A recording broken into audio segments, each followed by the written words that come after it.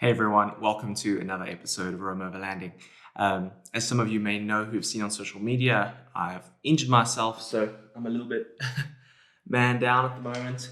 Can't do much traveling around to workshops and going camping or any of that stuff for the next couple of weeks.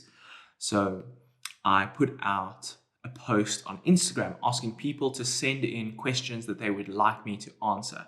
I got a massive response, almost 100 questions.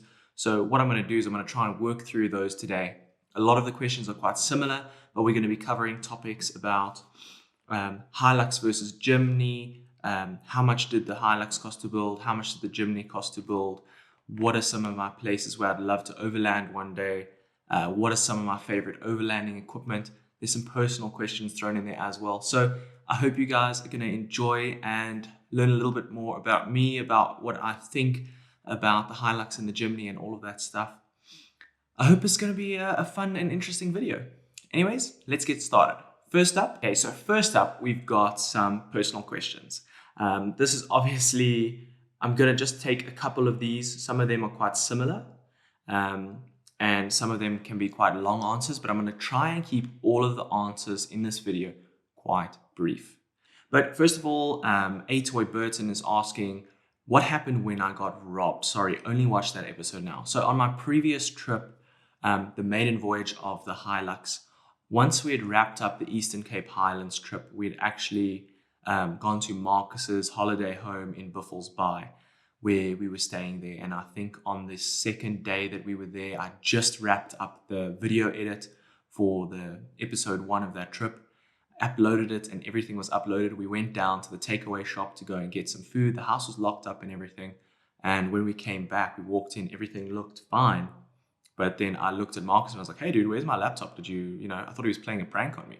And then he went and he looked and his laptop was gone as well. And the guy had stolen, his GoPros, his bag, my laptop, all of that stuff. I'd recorded a clip about it, but somehow in all of the drama and everything, I lost the clip. So I didn't add that to the episode. So I hope that gives you a bit of perspective on that now. So we had to stay there for another 6 days and we were dealing with the police and detectives and all of that stuff. So it was a real bummer and a big waste of time on my trip. I was supposed to be traveling pretty much the whole time for like 21 days. So we actually only had about 15 days on the road. Then we have Nick Botulas. A time you wished you didn't start this career and a time where you were glad you started this career.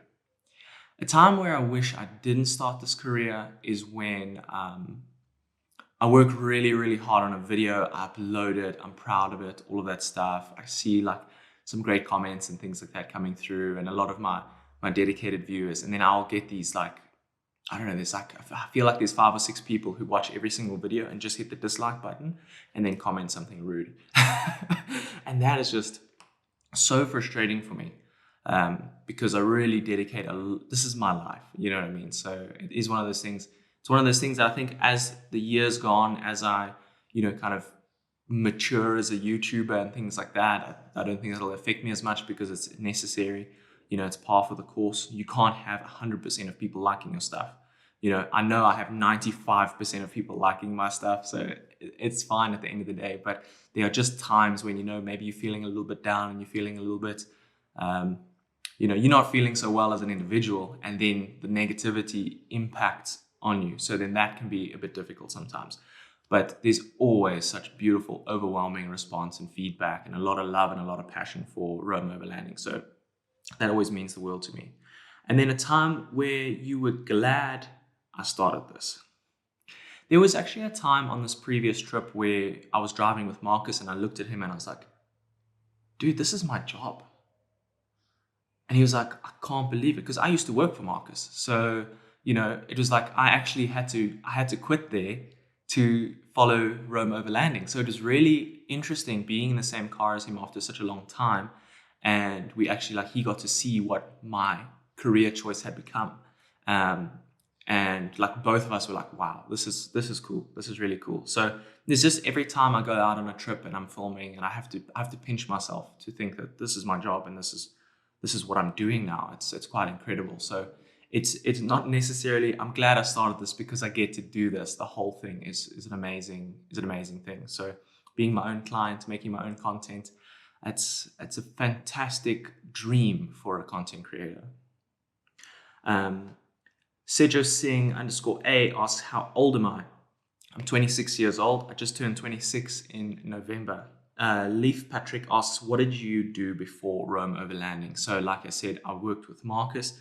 I worked in a production company. We worked on a lot of, video advertisements for alcohol companies and, things like that. Very commercial work. And before that, I was a commercial fashion photographer for about 6 years. Then Reinhardt 258036. I hope that's not your bank number. What made you start the journey of Rome Overlanding? Now, this one is also, there's a couple of questions that are very similar to this. So there's one from Marcel Sholton, 98. When did you recognize your passion for overlanding? Basil North, what got you into off-roading and overlanding overall? And what started you off overlanding? Also, do you own guns? A bit of a random one. No, I don't own guns. So what got me into overlanding? It's quite a tricky thing if I think about it, because there's quite a few things that kind of went into it. Before, because there's another question actually here by Issa V. What was your first overland vehicle? Now, I can remember back to when I got my first vehicle. My girlfriend at the time, like, who we would go out on trips. We would go to the Kruger National Park. We'd go to Pilansberg. So we were already doing like overlandy based things in a Hyundai Accent.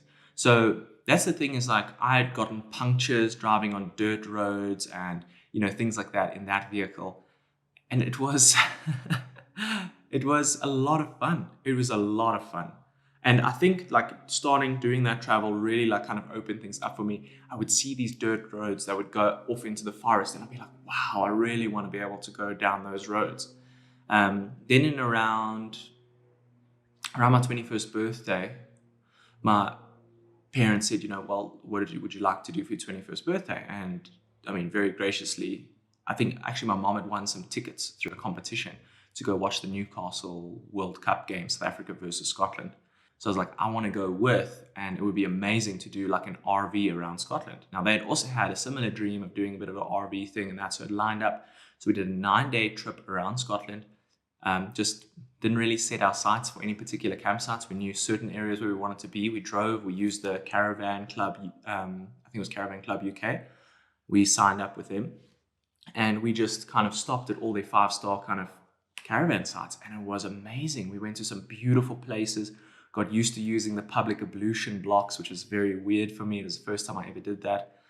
So there was a lot of things that kind of compounded into that. And when we came back, that it just ignited everything. I don't think it was very long after that where I'd started doing research to buy my first 4x4.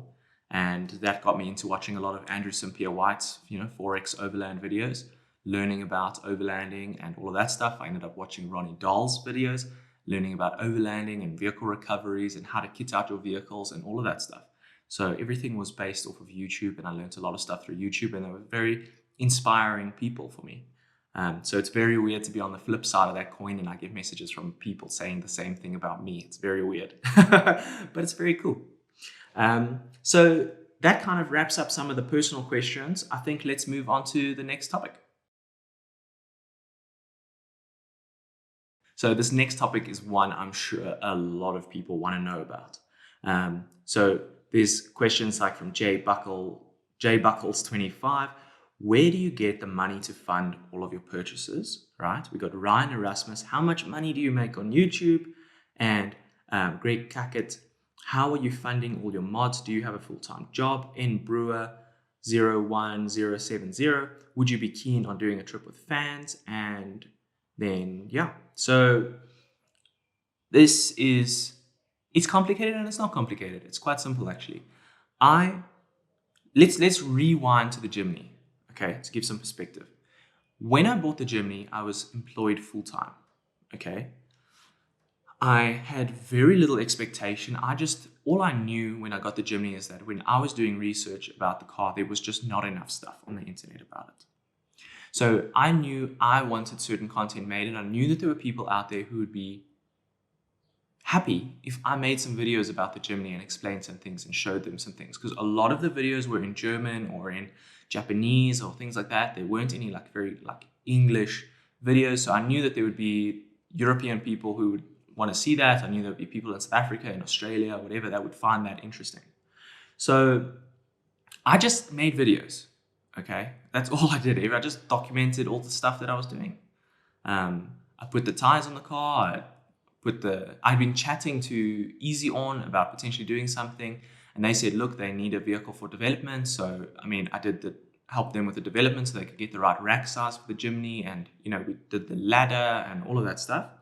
Wild Dog needed a vehicle for development. So, you know, they approached me and they said, hey, we see you've got a Jimny. Would you like to come and get, you know, a free bumper, and we'll, you know, do the development on your vehicle. So there was all of that stuff, and I was just filming the process. I didn't have any sponsors at the time. That wasn't a sponsor. It wasn't anything. It was just like doing development on the products. I would say my first sponsored thing was Easy On started to obviously see a bit of a commercial benefit to having, you know, the roof rack on my car and the branding associated with Rome Overlanding, and, you know, people started ordering Easy On roof racks for their Jimnys. So, you know, they would obviously expand it out, and they gave me an awning, and then they saw that that was doing quite well, and then they gave me a rooftop tent, and, you know, it was just a slow progression. And then, you know, companies like Dassault 4x4, you know, they wanted to also do a bit of development on the suspension, but I approached them and I was like, hey, I've heard good things about you guys in the community. I'd love to get a set of your suspension. Would you guys be keen to do something? They were like, sure, great, we'll send it through. Love a video of doing the installation and doing all of that stuff. So all of these things kind of, you know, came in slowly, step by step by step by step. Some companies would approach me, I'd approach some companies, you know, be like that. But essentially the mods on the vehicles, I didn't have to really pay for. So if you want to know how I get the money to fund them, I don't. So this is going to tie into, and then obviously that's the same thing, with the Hilux. The Hilux is obviously much more intentional with everything, because I'd had a year and 7 months or whatever with the Jimny, showing companies what I can do and what sort of benefit I can give to their marketing. So when the Hilux came around, I approached companies, you know, I reached out to them for the companies, all the companies that I really wanted to have on the vehicle, all my dream stuff. And yeah, they all said yes. So, you know, that's very, very awesome. It's a lot of work. You guys can see I put a lot of work into my videos, and yeah, I love the stuff so far. So this is going to tie into the next question, which is, how much money do you make on YouTube? Now, this is something that may shock you guys, but YouTube doesn't generate a lot of money. So for example, I have my video escaping a Kalahari dust storm, and that is 1.18 million views. That has only generated 17,000 Rand over a year and a half. Okay, over a year and 2 months, right? So that is, you know what I mean? It's not a lot of money. That's 1 million views. I have one video with 1 million views. You know what I mean? So it's not a lot. Most of my videos that I put out will generate between 500 to 1,000 Rand, you know, if I'm lucky, in like a given, in the launch month. So it's not a lot of money. 4,000 Rand a month at one video a week at the highest amount in a month is not enough money to run a YouTube channel. So that'll side juncture into, where else do I, you know, get money from?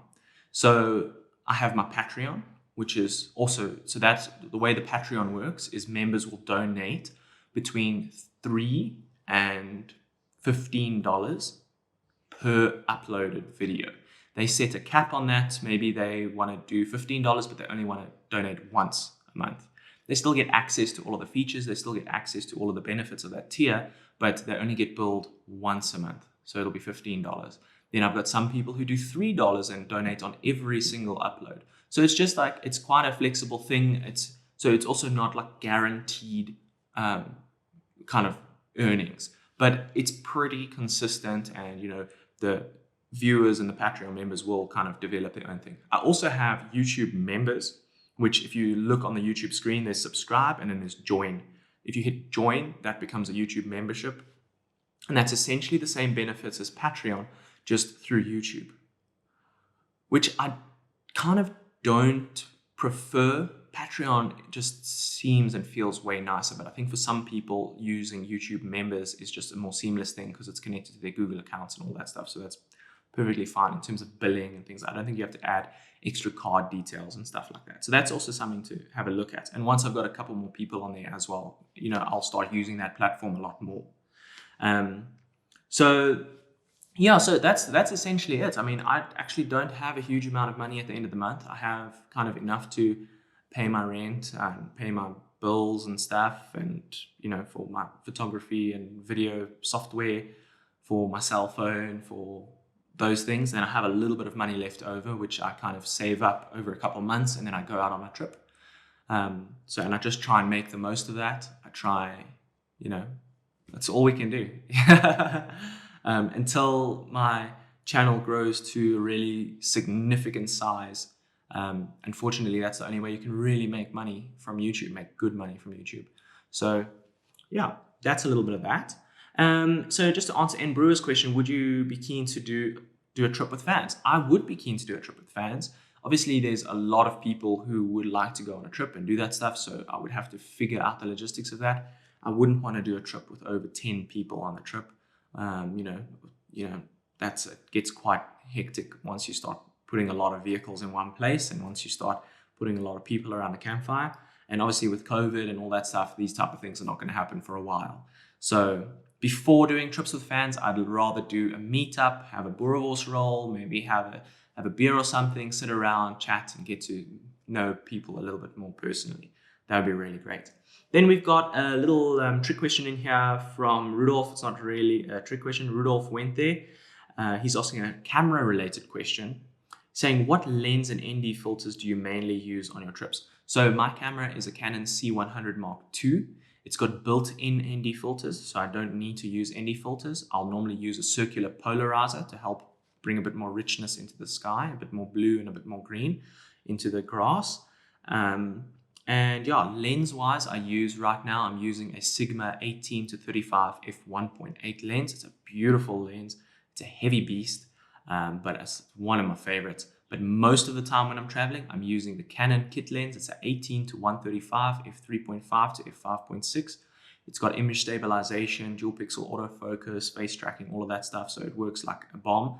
And it's super affordable. So if you're ever looking for a good lens, that's a great one. It'll work on a Canon 90D. It'll work on mainly the APS-C lenses. If you're going to go to a full frame camera like a 5D Mark something or an EOS R something, you're going to have to obviously look at some different lenses. But yeah, so that wraps up this topic. I think the next one, we can start getting into some gear.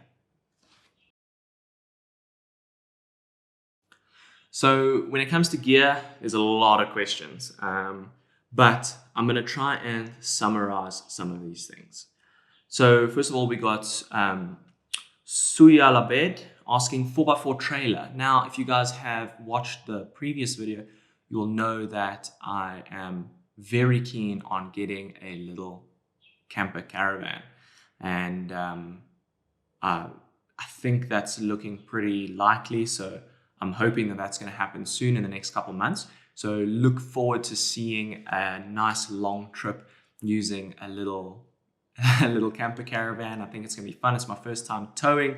It's my first time doing anything like that. So that's going to be quite exciting. I think it's going to bring a new dimension to the content and things like that. It's going to be very, very cool. Then we've got a trick question here by Van Venture SA. What is your best piece of overlanding or camping equipment besides the Hilux?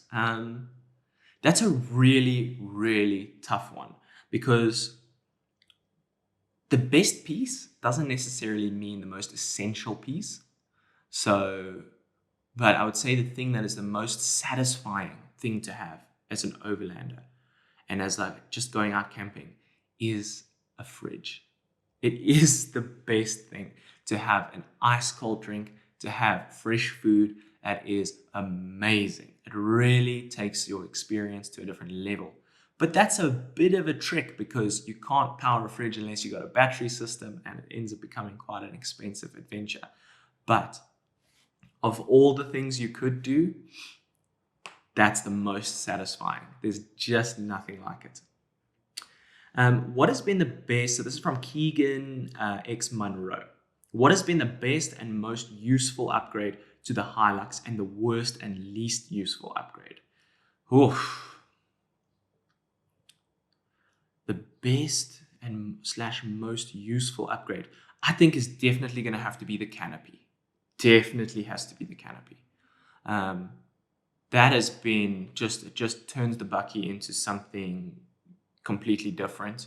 The modularity of being able to upgrade it how you want and all that stuff, fantastic. That's really is fantastic. Like, now you guys have seen the one setup. Now I'm going to be tweaking it and making some changes from our previous trip and turning it all around and changing it up. So it's going to be really cool for you guys to see that. But yeah, that's definitely the most useful upgrade. The worst slash least useful, I wouldn't say worst. That's really tough. I mean, there's nothing that's horrible on the vehicle. I mean, I've chosen some really good stuff to go on there. I would say maybe having my spare wheel, the spare tire on the roof rack. I'd say that would maybe be the only thing that's like a bit like iffy, because it's a waste of fuel consumption. It's like a real, like, maybe you're gonna need that. That's essentially, I've got that up there just for insurance, but it's like in case I lose a tire, that I've got another tire there with me or whatever. But I would say that's probably the worst slash least useful, and I wouldn't really consider it an upgrade or whatever to the vehicle, but it is on there, and it wasn't on there before, and it is there now. So I would say probably having a second spare tire on the roof. Then we've got Danny DeToy 145 asking, what are your thoughts on secondhand overland equipment? I think this is a great way to get into overlanding. Most people buy overlanding equipment, use it once or twice, and then end up selling it. So you can get stuff at a great price. Think of most of the stuff that I had on my Jimny, I sold. I sold to friends and things like that. So sold to viewers. So I sold the roof rack on the Jimny. I sold the rooftop tent. I sold the awning. I sold a bunch of stuff. I sold a fridge, one of my old Dometic fridges, to the guy who bought the Jimny. He got a great deal on that. Paid like half of what you'd pay. And I used it maybe 6 times. You know what I mean? So you can get some really good deals on 4x4 camping gear. Just obviously with anything secondhand, you need to just check and see, use common sense. If the thing looks like it is hammered, it's hammered. Buying stuff like secondhand equipment, secondhand suspension and stuff like that, be very careful. Unless it's something that's serviceable, like Fox suspension, for example. I wouldn't mind buying secondhand Fox suspension. You take it through to them, they do a full service on it, they replace and repair everything that you need, and you've got a brand new suspension in there. So, think of the equipment. That's great. Even on my Amarok, actually, I sold my canopy, my Bushtec canopy, I sold to somebody. I think the dude's still using it. So, if you buy good quality products, and this goes both ways. If you are buying new equipment, understand that if you buy the right product, that product is known in the community to be good quality, you will get your money back on it. So if you do decide to change vehicles or sell your stuff, or maybe you want to upgrade from a flip-flop rooftop tent to a hard shell rooftop tent, know that if you buy a good brand and good quality one, you can sell it and use that towards your new product as well. So that is a good idea. From PG Hendricks, there's a question asking, what made you decide to use a gas bri? Is the extra weight worth it? So put it this way, if you're talking extra weight, if you're using a normal bri, you're going to have to carry firewood, which is far more heavy than a gas bri. But to be fair, I carry both firewood and a gas bri because you never know what happens, but it's also nice to sit by a fire. I love my gas bri. Why I love my gas bri is because it is so quick and it is so easy to use, and it's got so much more multifunction. And if I need to use it in the morning to cook something, or I need to use it for lunch, or I need to use it for dinner, I don't have to sit and wait for a fire. And, I love a gees fire. Don't get me wrong. I love it. I love a good braai. When I'm traveling with people, and especially my Afrikaans friends, they want to make a big fire and they want to eat at 10 o'clock at night and all those things. And that's just the culture. For me, I like to eat early. I cook my food before everyone's even got the fire started. Then I can sit and relax and enjoy the rest of the night. And so that's just how I like to do it personally. It's very, very easy, and it really comes in handy when you least expect it. So that's really great. Tips when buying a used 4x4. Oh my word. That's a really difficult one to just quickly summarize. I would say try and know as much of its history as possible. Try and know where it's been, what's happened to it mechanically. Has it been driving really hard off-road stuff? So for me, for example, I didn't realize, and even Bushlaw didn't realize, is that the vehicle that I bought had actually had a warranty engine replacement at 40,000 kilometers. So to them, they could have they could have gotten more money for the vehicle, because theoretically that motor's only had 40,000 Ks on it when I bought it. And for me, it's like a bit of stress, because it's like, oh, what happened to the car? But it was a factory warranty engine replacement. The water pump packed up on a trip in Namibia and the engine cooked. So Toyota replaced the whole thing. So I've got pretty much a nice new engine in the vehicle. So I scored really nicely there. So sometimes, that could have gone the other way. It could have been that the vehicle drowned and they replaced stuff and all the wiring and the electrics, because that was what I thought in the beginning when they told me that all the wiring and the electrics would be stuffed and things like that. And you get in the car, it looks good from outside. It looks good. Everything sounds right and it works well. And then you start finding little problems, like the electric windows don't work or the central locking doesn't work and things like that. And you start to trace it backwards as you're using the vehicle. So there's some things like that. Thoroughly test the vehicle out. Check everything.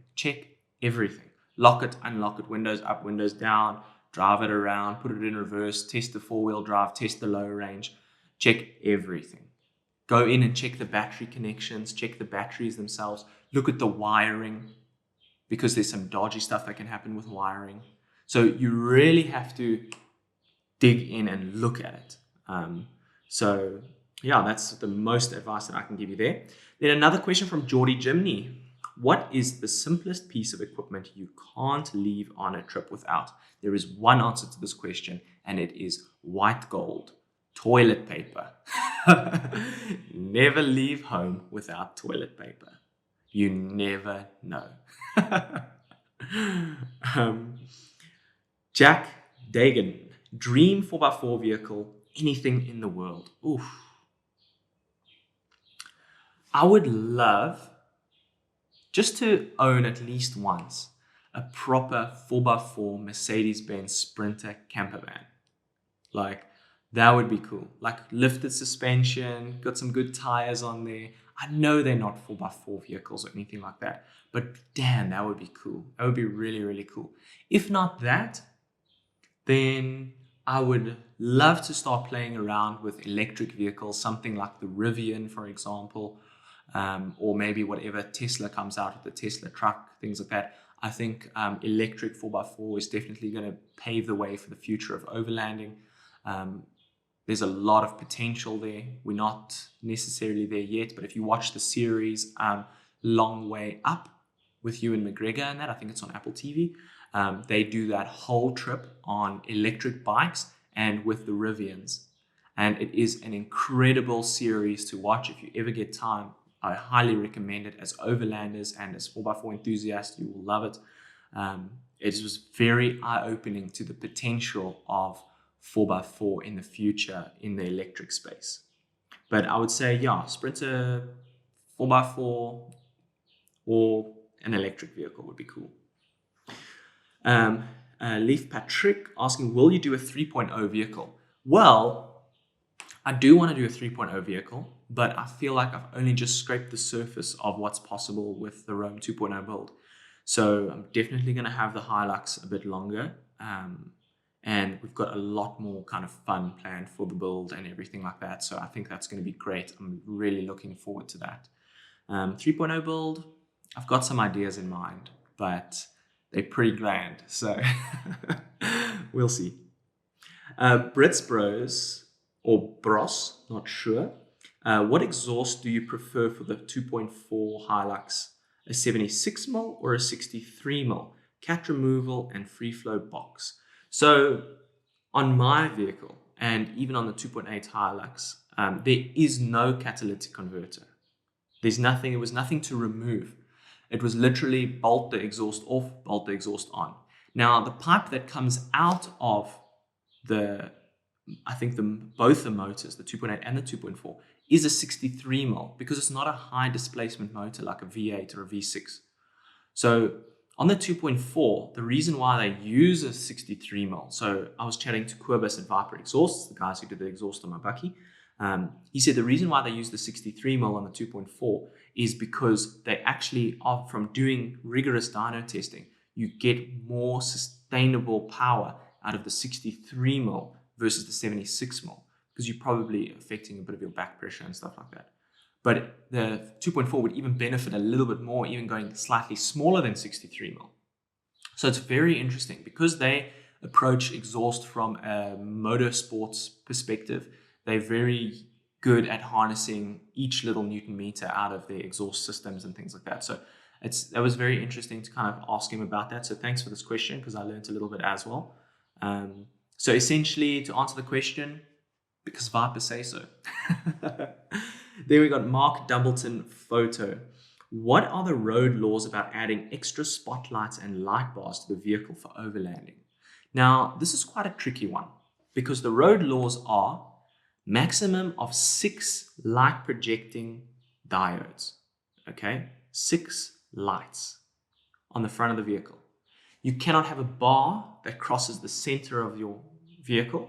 So you'd have to have spotlights, headlights, park light, your fog lights. That is what is legally allowed.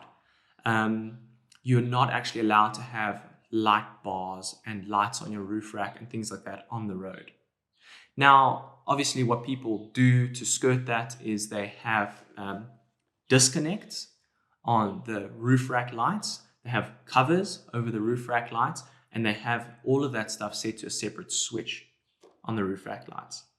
So if you are pulled over by law enforcement and they ask you to put your lights on or whatever, you can say, well, look, they're on covers or they're not connected or whatever. It just gives you excuses, but it's not legal.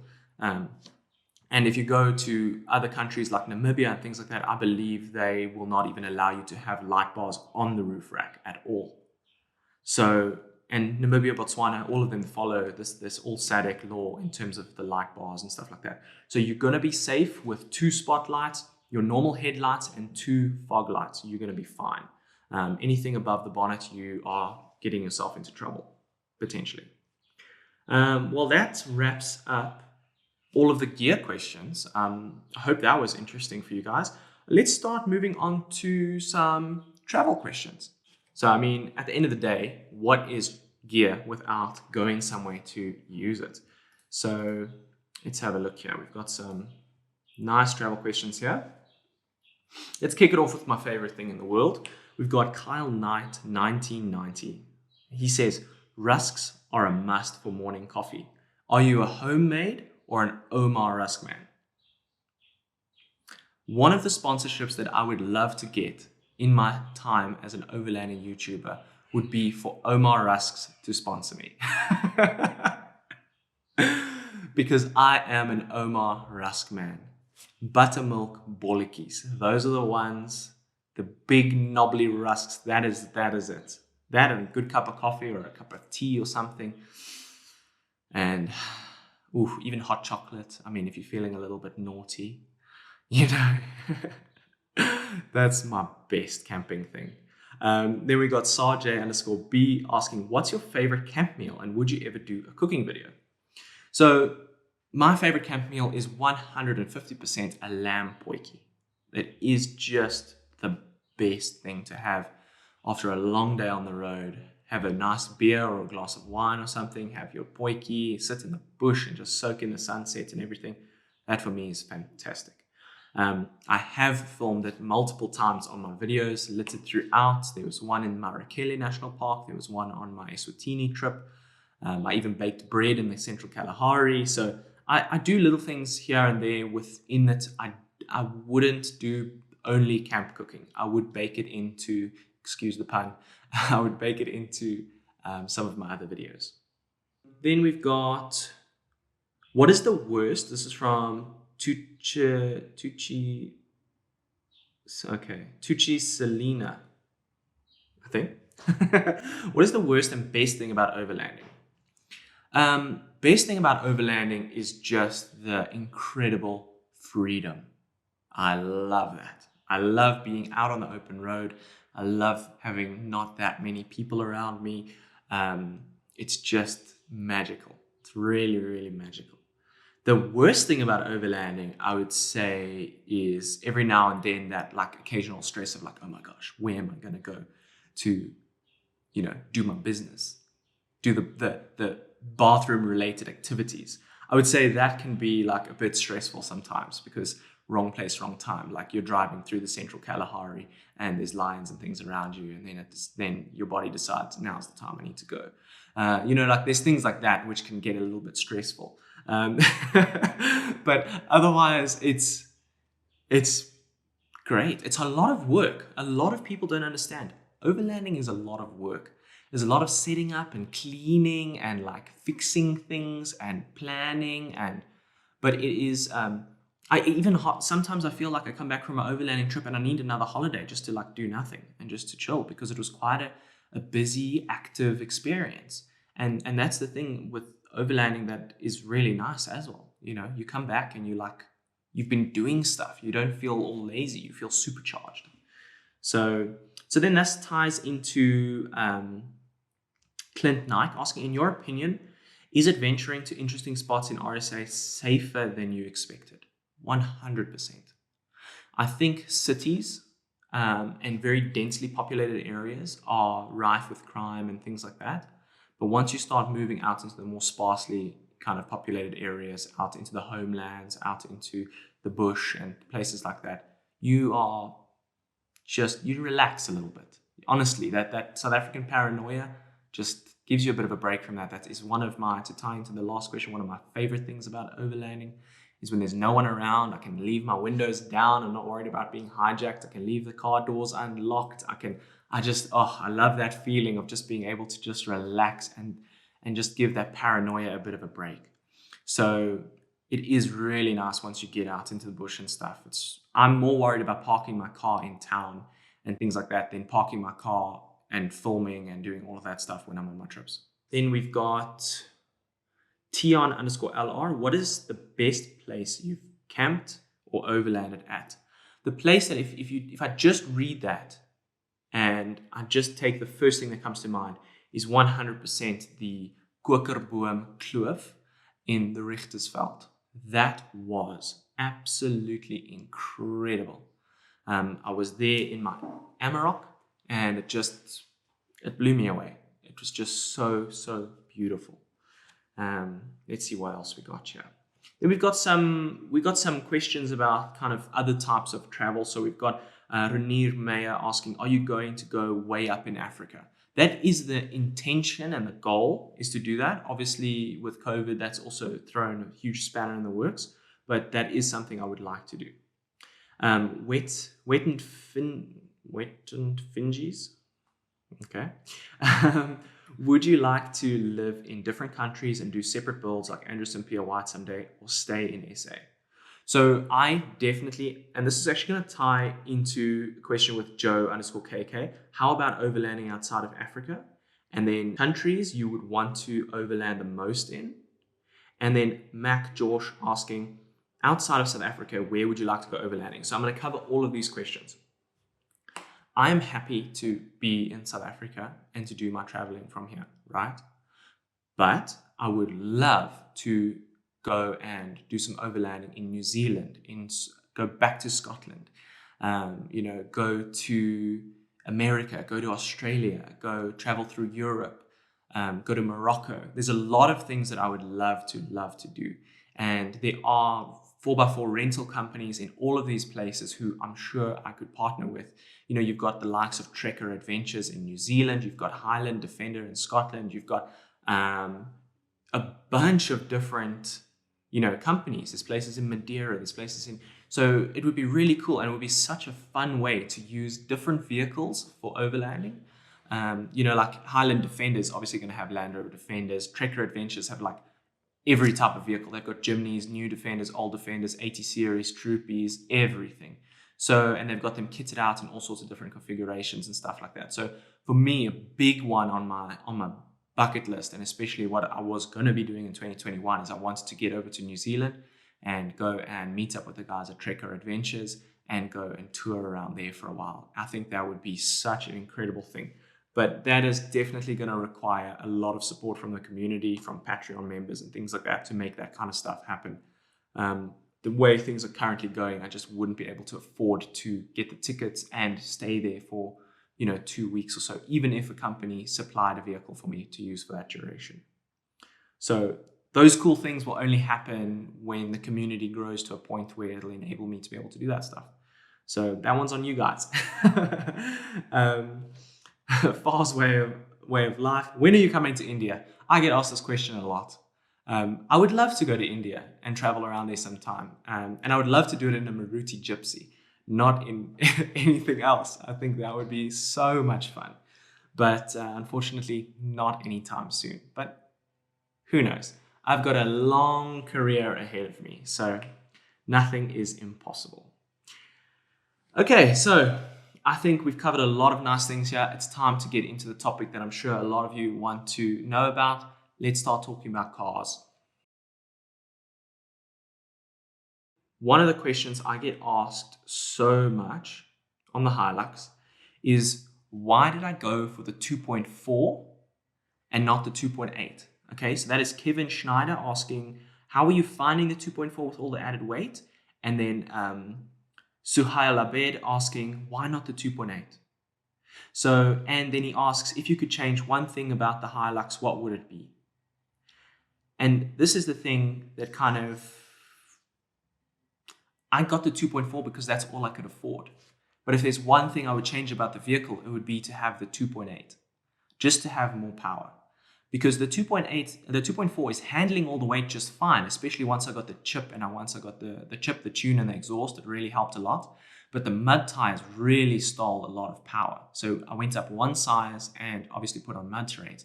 That stole quite a bit of power on the open road.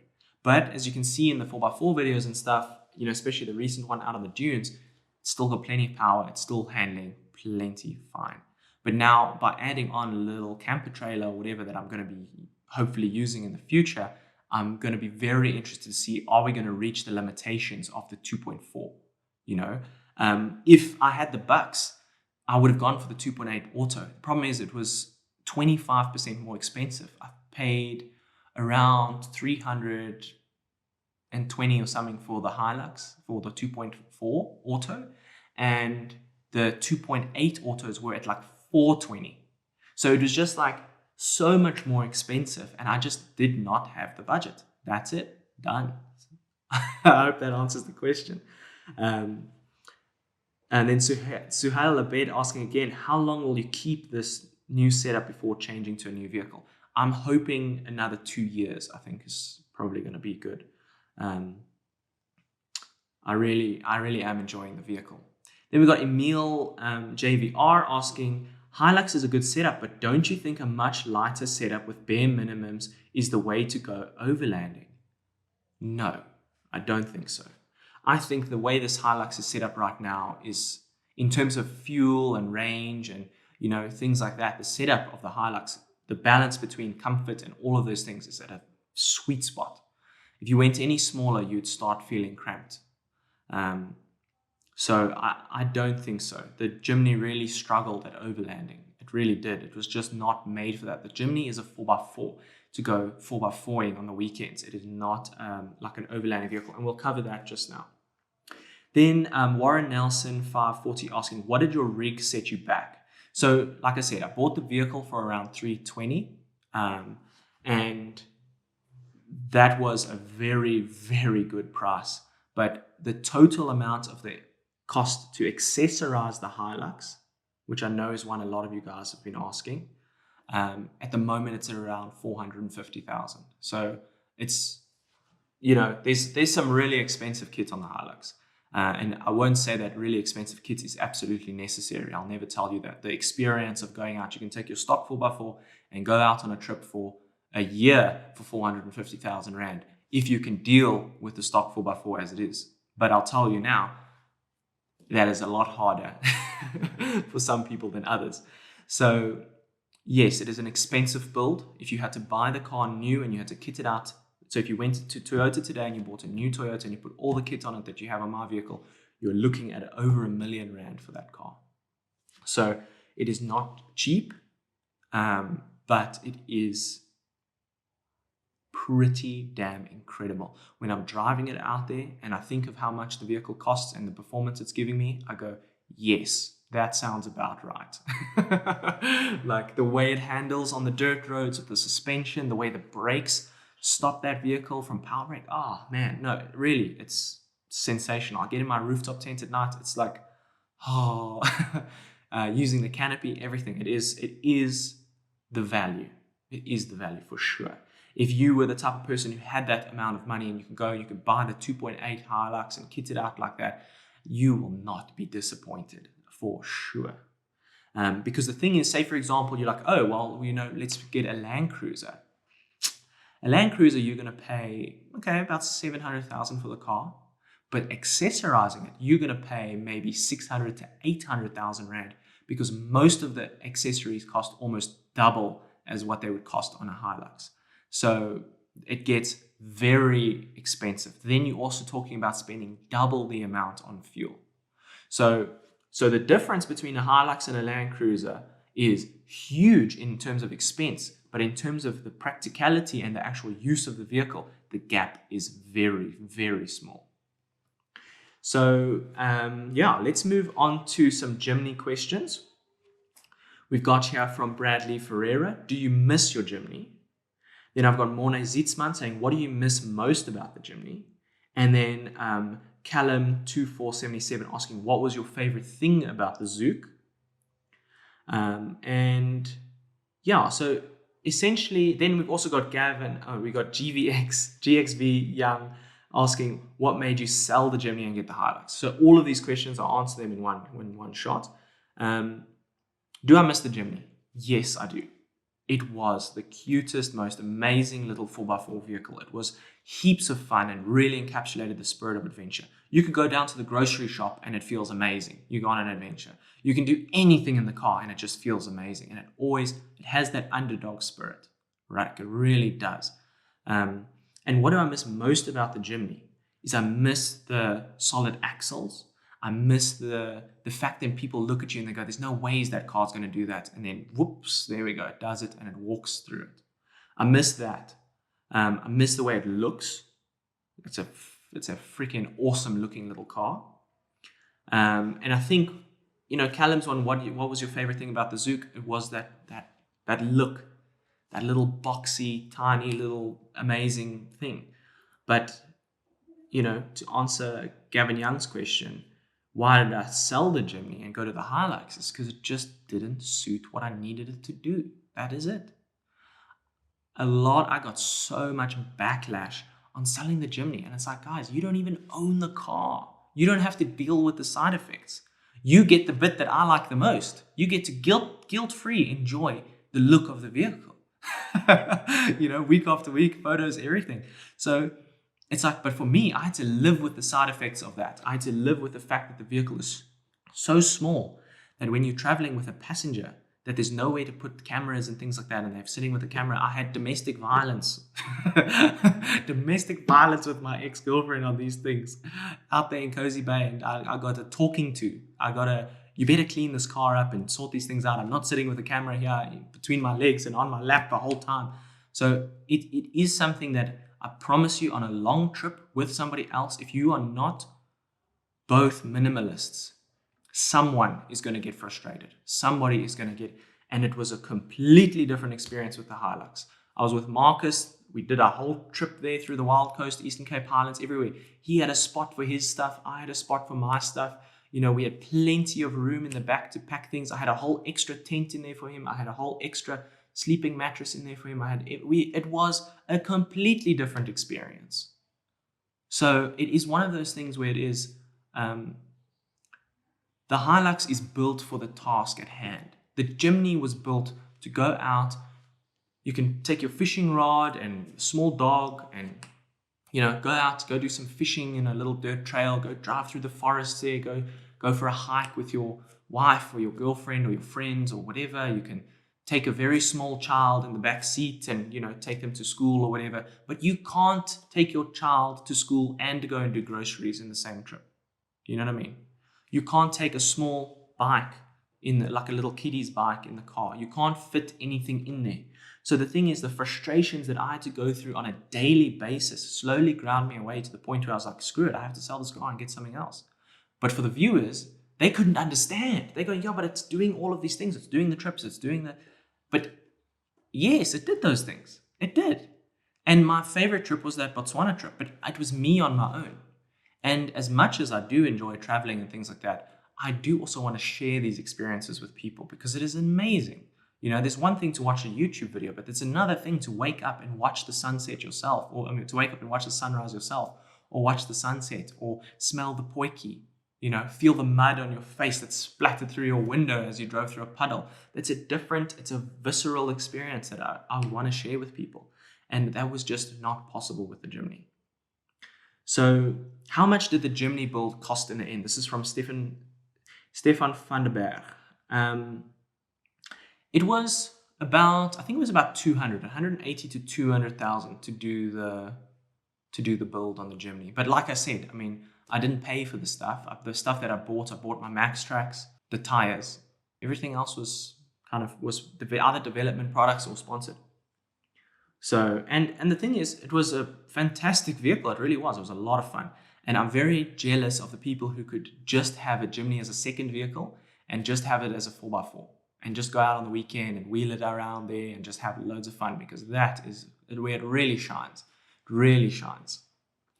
So we got the middle questions here. We got pros and cons of the Jimny versus pros and cons of the Hilux, but I think I pretty much, described that. That's from Nick Botulas. I would say one big thing, and it perplexes me to no end. I get better fuel consumption in my Hilux with all of that other equipment than the Jimny did on the open road. Plus, I have got four times the fuel capacity. So what was the Jimny was? 3.5 times the fuel capacity. So I get better fuel consumption and I can drive longer. That's a really big thing that happened with the Jimny and the Hilux that amazes me. And I think I could get the fuel consumption even better on the Hilux. And how's your experience so far with the Hilux? Don't you miss the Jimny a tiny bit? So in general, I'm really enjoying the Hilux. I did not see myself as somebody who would own a Hilux. And I just want to mention this to people, because there's a lot of people out there, they don't cut me any slack about the Hilux. They say it's a boring car, it's all of these things. You know what? I thought the same thing. I was like, who would buy a Hilux? Everyone and their auntie has a Hilux. And then I started driving it and I started using it. And then I started going, oh, that's quite nice. Oh, wow, that cup holder is in the perfect spot. Oh, yeah. And then you start to realize, as you use it, you go, I get it. I get it. I completely understand why everybody has a Hilux. It's a fantastic vehicle. It ticks so many boxes. So many boxes that to say, oh, I wouldn't get a Hilux or a double cab or whatever because that's boring. Well, you're shooting yourself in the foot, because at the end of the day, it's actually really nice.